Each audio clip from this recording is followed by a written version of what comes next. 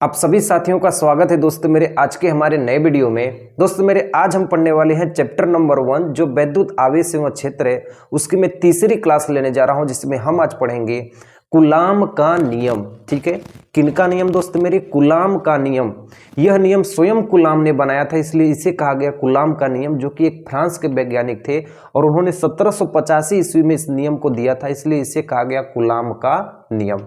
ठीक है दोस्त मेरे, एक बात याद रखना, एग्जामिनर का कभी भी पेट नहीं भरता है जब तक ये क्वेश्चन एग्जाम में ना दे दे। कहने का मतलब है दोस्त मेरे कि जब मैं अपने समय पे अपना 12th का एग्जाम दे रहा था उस समय भी ये कूलाम का नियम आया था। ठीक है, क्योंकि इसका कंसेप्ट बहुत ही नॉर्मल होता है, कन्फ्यूजन पॉइंट होता है, बहुत सारे लोगों को इसमें समस्याएं होती है, लेकिन मैं इतना बारीकी से इतना डिटेल्ड में इसको एकदम धीरे धीरे करके बताऊंगा कि आपको ये हमेशा के लिए याद हो जाएगा। ठीक है, और इसका जो PDF का लिंक है ना, वो मैं बिल्कुल फ्री आपको दूंगा। कमेंट या डिस्क्रिप्शन दोनों जगह में कहीं एक आपको लिंक दे दिया जाएगा। जैसे लिंक पर क्लिक करेंगे दोस्तों मेरे, हैंड रिटन नोट्स आपको मिल जाएगी कूलाम के नियम का। ठीक है, क्लियर? तो हम अपनी क्लास को एकदम स्टार्ट करने वाले हैं दोस्तों मेरे। एक बार कमेंट में थम्स अप भेज देना, हाँ भैया हम लोग पढ़ने के लिए एकदम तैयार हैं। ठीक है, आ जाओ दोस्तों मेरे, पहले ध्यान से समझना। अच्छा, मैं आपसे पूछ दूं कि कूलाम जो कूलाम ने जो ये नियम दिया था वो कौन से सन में दिया था? तो वो दिए थे 1785 ईस्वी में। और कूलाम कहाँ के वैज्ञानिक थे? वो फ्रांस के थे। लेकिन ये सब एग्जाम में नहीं पूछा जाएगा। ठीक है, क्लियर? एकदम ध्यान से समझना। इतना तो हम लोग को पता ही होता है दोस्त मेरे कि समान आवेश आपस में प्रतिकर्षण, असमान आपस में आकर्षण करते हैं। क्लियर? एकदम बात मेरे ध्यान से समझना, समान आवेश आपस में प्रतिकर्षण, असमान आवेश आपस में आकर्षण करते हैं। हमारे पास एक आवेश है, इस आवेश को हम बोल दिए भैया क्या है? Q1 है। एक और आवेश इसके पास में रख दिए और इस आवेश को हम क्या कर दिए? Q2 रख दिए। यदि इन दोनों आवेशों के बीच की दूरी यदि क्या है? हमारे पास R है। ठीक है, हमारे पास दो आवेश है, दोनों आवेश के बीच में दूरी क्या है? R है। तो कूलाम साहब ने सोचा कि यदि दो आवेशों को यदि पास में रखा जाता है तो उसमें कोई ना कोई बल कार्य करता है और वह बल उसकी दूरी के अनुसार कार्य करता है। जैसे यदि यह दूरी कम है तो बल ज्यादा लगेगा और यदि यह दूरी ज्यादा है तो बल कम लगेगा। ठीक है, अब कहने का मतलब दोस्त मेरे, यदि यह धागा है या तार है, यदि इसकी दूरी कम होगी तो इसमें बल एकदम ज्यादा लगेगा, ये तो अपने से समझने वाली बात है। यदि इसी रस्सी की दूरी एकदम ज्यादा हो जाए तो यहाँ पे बल कम लगेगा। तो दूरी का विपरीत बल हुआ। कूलाम साहब ने देखा कि दूरी के विपरीत क्या हुआ? बल हुआ। और उन्होंने कहा कि यह दूरी इस बल के व्युत्क्रमानुपाती होती है। उन्होंने कहा कि यह जो दूरी है इसके बल के व्युत्क्रमानुपाती होती है। इस व्युत्क्रमानुपाती का मतलब होता है कि जितना ज्यादा दूरी होगी उतना कम बल होगा और जितना कम दूरी होगी उतना ज्यादा बल लगेगा। जितना कम दूरी होगी उतना ज्यादा बल लगेगा। ठीक है, क्लियर एकदम? अगर हम इस आवेश के मान को बढ़ा दें तो भी बल ज्यादा लगेगा। तो कहने का मतलब है F प्रोपोर्शनल Q1 Q2। इसका मतलब हुआ कि इन दोनों आवेशों को यदि बढ़ाएंगे तो बल का भी मान बढ़ जाएगा। यदि इस आवेश की मात्रा को बढ़ा देंगे तो भी इसकी बल क्या हो जाएगी? ज्यादा हो जाएगी।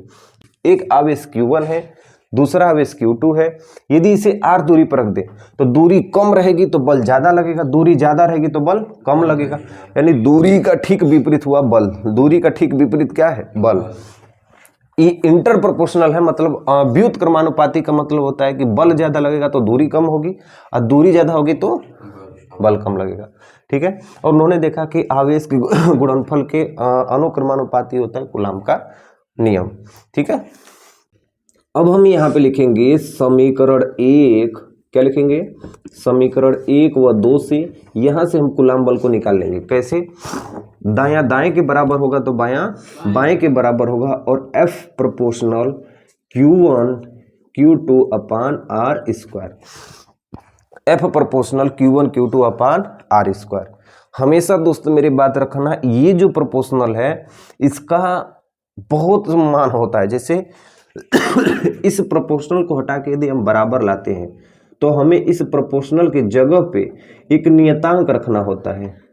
एक नियतांक रखना होता है। ठीक है, इस नियतांक को ही हम लोग कहते हैं कांस्टेंट। इस कांस्टेंट का मान बहुत ही सोच समझ के द्वारा वैज्ञानिकों के द्वारा रखा जाता है कि यह कांस्टेंट सब जगह इसका मान बराबर हो।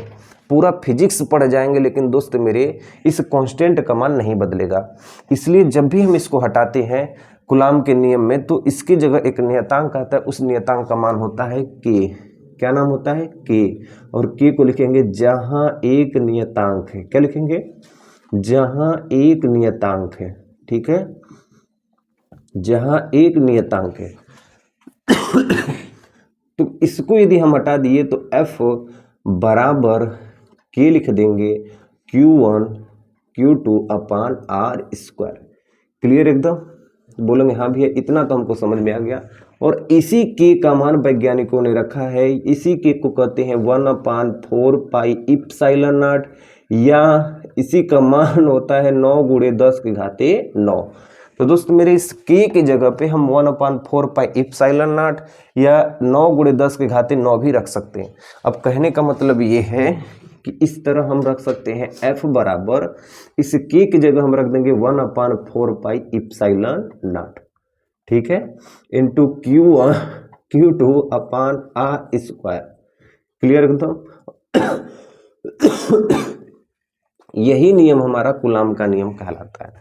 ठीक है, इसी बल को हम लोग कहते हैं कूलाम बल, या दो आवेशों के बीच लगने वाला बल, या आकर्षण बल या प्रतिकर्षण बल के नाम से जानते हैं। इसी एफ को कई नामों से जानते हैं।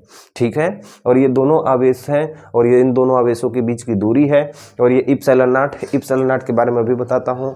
और 4 पाई का मान 22/7 होता है। ठीक है, तो इस अनुसार जो भी सवाल में हमारा नाम दिया रहेगा, आवेश दिया रहेगा, दूरी दिया रहेगा, इप्सिलॉन नॉट का मान हमको पता ही रहेगा, इसलिए हम बल का मान निकाल लेते हैं। ठीक है, क्लियर एकदम? इसकी परिभाषा में हमको क्या लिखना है, इसका पीडीएफ दोस्त मेरे आपको लिंक आपको डिस्क्रिप्शन और कमेंट दोनों जगह आपको वहां इसका लिंक मिल जाएगा। आप जाइए वहां से लिंक पे क्लिक करिएगा, आपको पूरा पीडीएफ मिल जाएगा कूलाम के नियम का।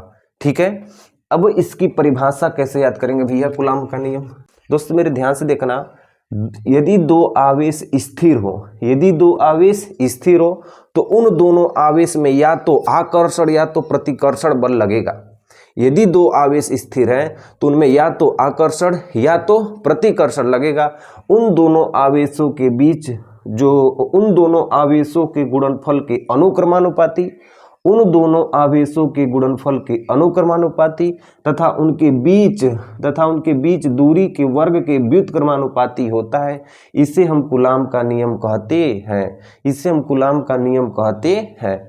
अब जाहिर सी बात है दोस्त मेरे इतना बड़ा वैज्ञानिक है तो अपन कूलाम साहब ने ही इस सूत्र का खोज किया था, इसलिए इस सूत्र का नाम रख गया कूलाम का नियम। ठीक है, तो जितने भी बड़े वैज्ञानिक होते हैं वो अपने ही नाम पे अपना नियम रख देते हैं। एम्पियर का परिपथी नियम, बायो-सेवर्ट का नियम। ठीक है, तो जो वैज्ञानिक जिस क्षेत्र में अपना योगदान दिया रहता है वहां पे वो अपना नाम लिख देता है। ठीक, अब इसकी परिभाषा में क्या लिखेंगे कहेंगे कि दो स्थिर आवेशों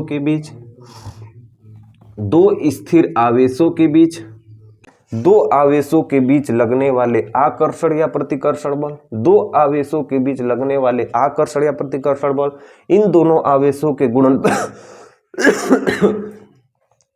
आवेशों के गुणनफल के अनुक्रमानुपाती तथा इनके बीच बने दूरी के वर्ग के व्युत्क्रमानुपाती होता है। इसे कूलाम का नियम कहते हैं।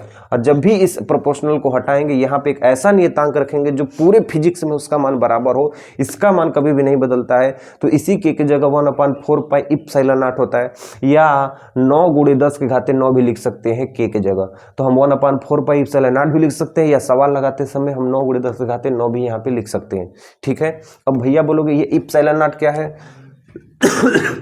पीडीएफ में जाना दोस्त मेरे, आपको परिभाषा बहुत अच्छी तरीके से लिखी गई है। ठीक है, सारे लोग बोल देना भैया इप्सिलॉन नॉट किसको कहते हैं?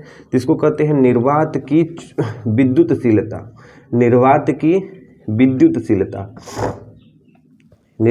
विद्युतशीलता, परम विद्युतशीलता, निर्वात की परम विद्युतशीलता। ठीक है, इप्सिलॉन नॉट को हम लोग कहते हैं निर्वात की परम विद्युतशीलता। अच्छा, इप्सिलॉन नॉट का मान कितना होता है? सब लोग बोल देना दोस्त मेरे 8.85 × 10⁻12 coulomb square newton metre square. ठीक है। लेकिन दोस्त मेरे एग्जामिनर एक ऐसा विद्वान होता है जिसका कभी भी पेट आज तक नहीं भरा है, वो मेनली यही चीज पूछेगा ये इप्सिलॉन नॉट का मात्रक कैसे निकाला जाए, इप्सिलॉन नॉट का मात्रक कैसे निकाला जाए, ठीक है। मेनली यही चीज पूछा जाएगा आपको कूलाम के नियम में। पहला तो चीज पूछा जाएगा एग्जाम में कूलाम का नियम, दूसरा पूछेगा भैया इप्सिलॉन नॉट का मात्रक क्या होता है, इप्सिलॉन नॉट का मात्रक क्या होता है, ठीक है। इसको लगाना होता है, अभी मैं आपको बता रहा हूं। एक होता है म्यू नॉट, म्यू नॉट को कहते हैं निर्वात की चुंबकशीलता, निर्वात की चुंबकशीलता, चुंबकशीलता, ठीक है, निर्वात की चुंबकशीलता।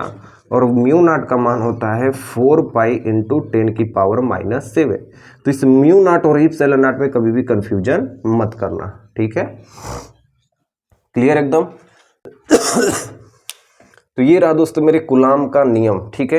लेकिन इस नियम में भी बहुत सारे ऐसे चीजें जो अभी तक हमें जाननी है, और यही होता है हमारा मेनली कंफ्यूजन पॉइंट कि कहाँ से मतलब हम इप्सिलॉन नॉट का बीमा निकालें, कहाँ से इप्सिलॉन नॉट का मान निकालें, कहाँ से के का मात्रक निकालें। इस कूलाम के नियम में ही ये 3 कंसेप्ट छुपे हुए होते हैं जहाँ से क्वेश्चन बनती है, और हर साल इसको बनाया जाता है, ठीक है। एकदम बेसिक कंसेप्ट है, आपको बताऊंगा दोस्त मेरे कि आपका जितना मैं बता दूंगा इतना यदि आप कर लेंगे तो आपका पूरा यहाँ से जो नंबर है वो आपका मिल जाएगा, ठीक है। कोई भी ऐसा कंसेप्ट नहीं होगा जो मैं आपको छोड़ के यहाँ से निकल जाऊँ, ठीक। अब बाकी पीडीएफ में जाना दोस्तों मेरे बिल्कुल आपके लिए फ्री है, कमेंट में जाना या डिस्क्रिप्शन में, वहाँ पे आपको ये मिल जाएगा पीडीएफ, वहाँ से डाउनलोड करना, खूब मन से उसको लिखना और खूब मन से पढ़ना, ठीक है। तो इसको एक बार नोट कर लो, फिर हम पढ़ेंगे इप्सिलॉन नॉट की बीमा कैसे निकालते हैं,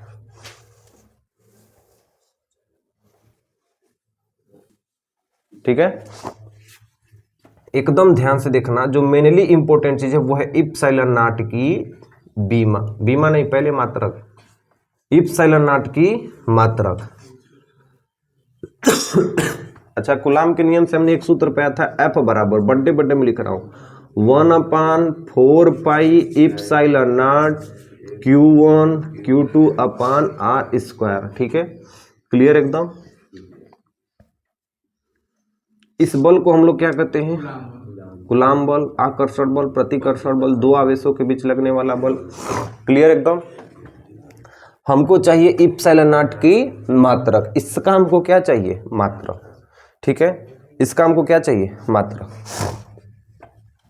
यदि इप्सिलॉन नॉट को हम यहाँ पे भेजेंगे तो F को कहाँ भेजेंगे, इसके जगह पे, ई बेचारा यहाँ पे आएगा तो ये कहाँ जाएगा, यहाँ पे, कि इप्सिलॉन नॉट बराबर हो जाएगा 1/4 पाई, F को यहाँ भेज देंगे तो हो जाएगा F Q1 Q2 upon R square.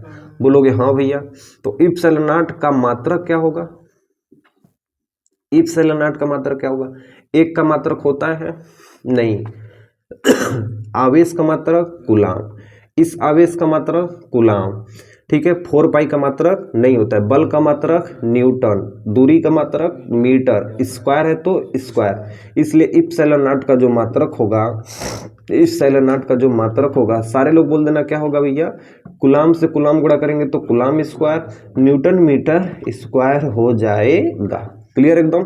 एकदम छोटी सी लाइन में हमने इप्सिलॉन नॉट का मात्रक निकाल लिया निकाल लिया, ठीक है। दूसरे नंबर पे ध्यान देना दोस्तों मेरे, एकदम बेसिक कंसेप्ट है, हर एक क्वेश्चन को ध्यान से देखना, ठीक है। ये हो गया।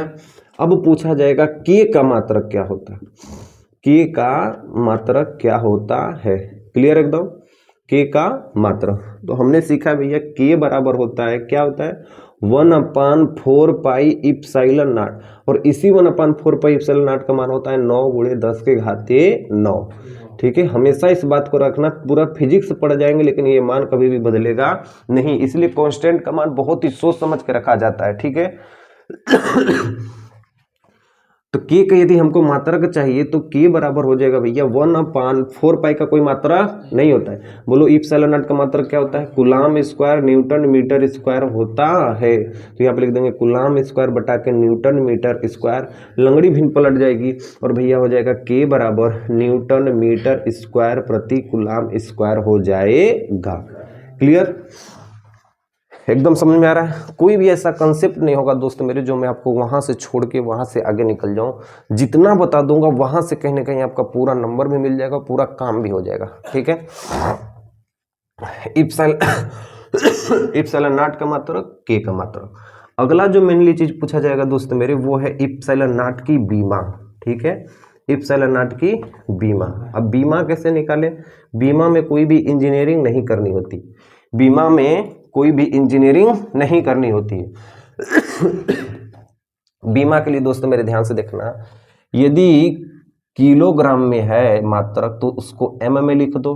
ठीक है, यदि एम में कोई मात्रक है, लंबाई में कोई मात्रक है, मीटर में कोई मात्रक है तो उसको एल में लिख दो। अगर कोई समय सेकंड में मात्रक है तो उसको टी में लिख दो। बन गया बीमा। बोलो, बन गया बीमा। क्या कहेंगे भैया? यदि हमारा मात्रक किलोग्राम में है तो उसको एम में लिख दें, लंबाई में है तो एल लिख दे, मीटर में है तो एल लिख दे, सेकंड या समय में मात्रक है तो उसको टी में लिख दे। हो गई हमारी बीमा तैयार। उसी तरह हमें क्या ज्ञात करना है? इप्सिलॉन नॉट का बीमा। क्या ज्ञात करना है? इसका बीमा। तो यहीं से हम इसकी बीमा को निकालेंगे। कैसे? इप्सिलॉन नॉट की बीमा। ठीक है, इप्सिलॉन नॉट की बीमा, बीमा।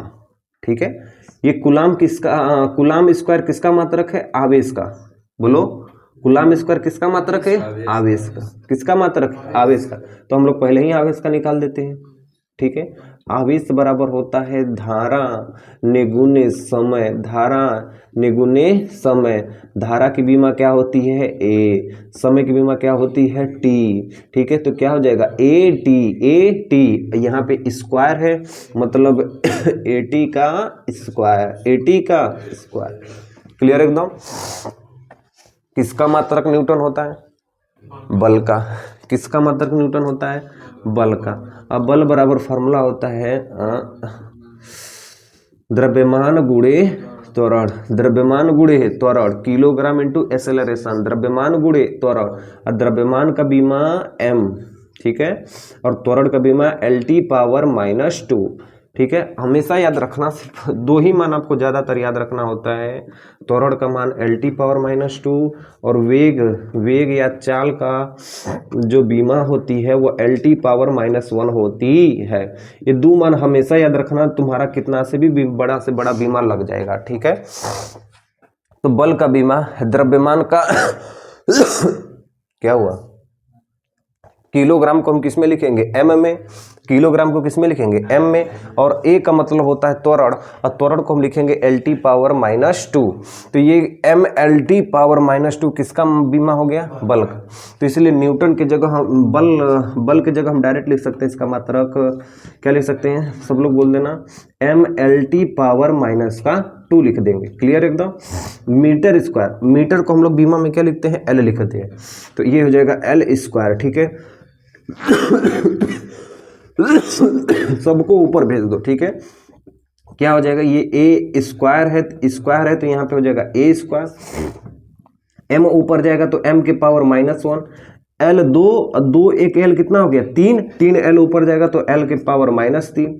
ठीक है, ये देखो t के पावर -2 है, t के पावर 2, -2 ऊपर जाएगा तो +2, 2 कितना हो जाएगा? 4, तो t के पावर 4 हो जाएगा। और ये जो मान आया है इप्सिलॉन नॉट की बीमा आई है। इप्सिलॉन नॉट की क्या आई है? बीमा आई है। इप्सिलॉन नॉट की क्या आई है? बीमा आई है। क्लियर एकदम? एकदम छोटा छोटा सा कंसेप्ट है, एकदम मेनली हमेशा के लिए याद रखना।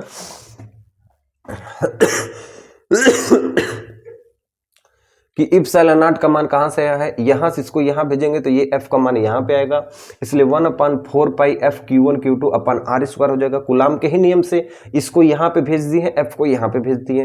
क्लियर एकदम?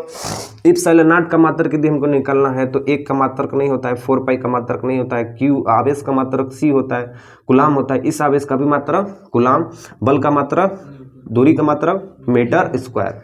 ठीक, इप्सिलॉन नॉट का मात्रक क्या हो जाएगा? Coulomb square newton metre square हो जाएगा।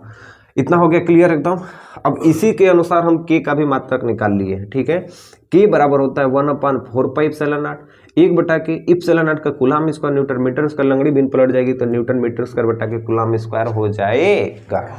अब हमको इप्सिलॉन नॉट का मान निकल गया, के का मान निकल गया, तो हम इसकी बीमा का मान नहीं निकाल सकते? बोलोगे हाँ भैया कैसे? इसी के सूत्र से बीमा हम निकाल दिए हैं। आवेश का होता है 80, स्क्वायर है तो क्या हो गया स्क्वायर, बल का होता है न्यूटन, अब मीटर को किस में लिख देते हैं एल। ठीक है आप इसका जो प्रैक्टिस है दोस्तों मेरे खूब बार बार करिए, एक बार नहीं दोस्तों मेरे कम से कम 4-5 बार करिए, ताकि ये चीज़ें आपका कभी भी कंसेप्चुअल तरीके से आप इसे यहाँ से मत डगमगाइए, क्योंकि ये जो चीज़ है ये हर बार पूछी जाती है, बार बार पूछी जाती है। ठीक है, इसलिए मेनली जो चीज़ है वो है कूलाम का नियम, और उसके बाद जो पूछा जाएगा वो इप्सिलॉन नॉट की बीमा और इप्सिलॉन नॉट का मात्रक। ठीक है, इतना आप लोग को एकदम तैयार करके जानी है, एकदम तैयार करके जानी है, ताकि आपका यहाँ से बहुत सारा नंबर बन जाए। ठीक है, क्लियर एकदम। अब इसी के अनुसार दोस्तों मेरे मैं आपको 2-3 सवाल बताऊंगा जो कूलाम के नियम पे ही आधारित है, और उसको खूब मन से लगाना ताकि आपका पूरा काम बन जाए। ठीक है, पहले इसको नोट कर लो। ठीक है, ठीक है, विद्युत बल की गणना कीजिए। विद्युत बल की गणना कीजिए। ठीक है, मेनली एकदम सवाल ध्यान से समझना, तुमको सब समझ में आ जाएगा। ठीक है, देखना ध्यान से। एक प्रोटॉन व एक इलेक्ट्रॉन के बीच की दूरी, एक प्रोटॉन व एक इलेक्ट्रॉन के बीच की दूरी, तो ये किसका मान दिया है दूरी, आर का मात्रक। ये पहला आवेश है, ये दूसरा आवेश है, इनके बीच लगने वाला वैद्युत बल यानी F का मान ज्ञात कीजिए, और उसी F का मान होता है 1/4 pi epsilon naught Q1 Q2 upon R square. ठीक है, अच्छा किसको किसको पता है भैया एक प्रोटॉन पे आवेश कितना होता है? एक प्रोटॉन पर आवेश कितना होता है? सब लोग बोल देना भैया कितना होता है? 1.6 × 10⁻⁻⁹ कूलाम होता है। क्लियर एकदम। एक इलेक्ट्रॉन पर आवेश कितना होता है? ठीक है, एक इलेक्ट्रॉन पर आवेश कितना होता है? तो वो होता है -1.6 × 10⁻⁻19 कूलाम। प्रोटॉन और इलेक्ट्रॉन के बीच की दूरी कितना दिया है क्वेश्चन में? देखो एक बार 4 × 10⁻⁻15 मीटर। एकदम बेसिक से बताऊंगा, सवाल एकदम धीरे धीरे बताऊंगा। ठीक है, सवाल हल करने आना चाहिए। ठीक है, तो आपका पूरा सवाल एक ही बार में हल हो जाएगा, कितना भी बड़ा सा सवाल हो। कूलाम के नियम से फार्मूला होता है F बराबर 1/4 pi epsilon naught Q1 Q2 R square. ठीक है, जितना भी कूलाम के नियम से लगने वाले सवाल है, इसका मान दे देगा तो ये मान पूछेगा, इन तीनों का मान दे देगा तो ये मान पूछेगा, इसका मान दे देगा तो Q2 का मान पूछेगा, मतलब किसी 3 चीज का मान देगा, चौथे का मान पूछेगा, तब तो कूलाम का नियम लग जाए। क्लियर एकदम।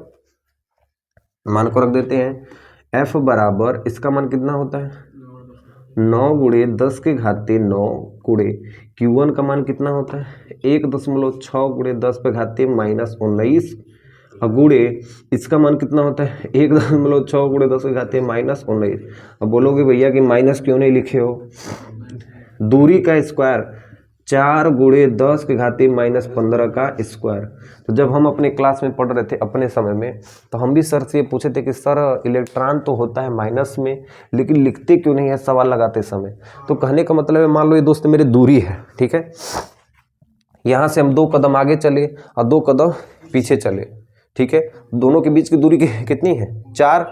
यदि आगे चले हैं तो प्लस, पीछे चले हैं तो, लेकिन गणना किस में करेंगे?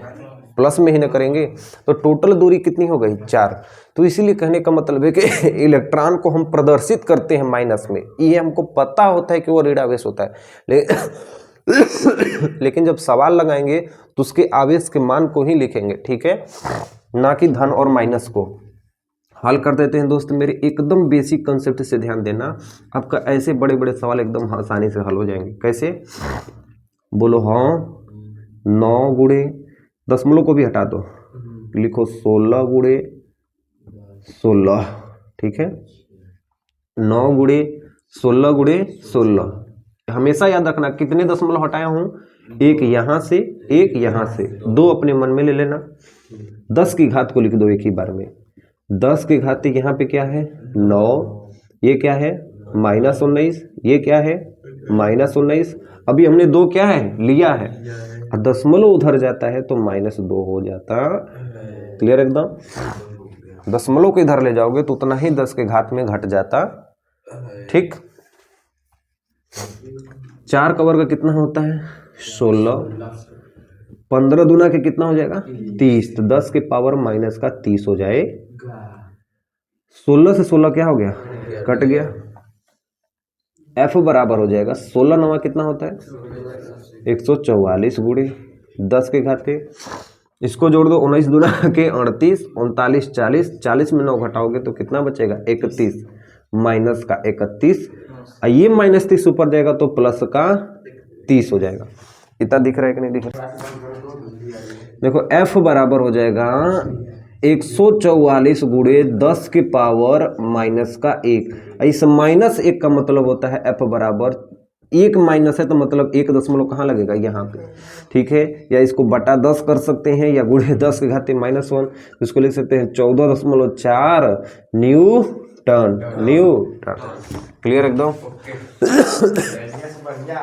ठीक है, तो यहाँ पे बहुत सारे सवाल हैं, इसको खूब मन से लगाना दोस्त मेरे। जितनी भी सवाल है कूलाम के नियम के सारे सवाल बन जाएंगी। तब तक के लिए हमारी तरफ से सेवा समाप्त। मिलते हैं क्लास नंबर 4 में।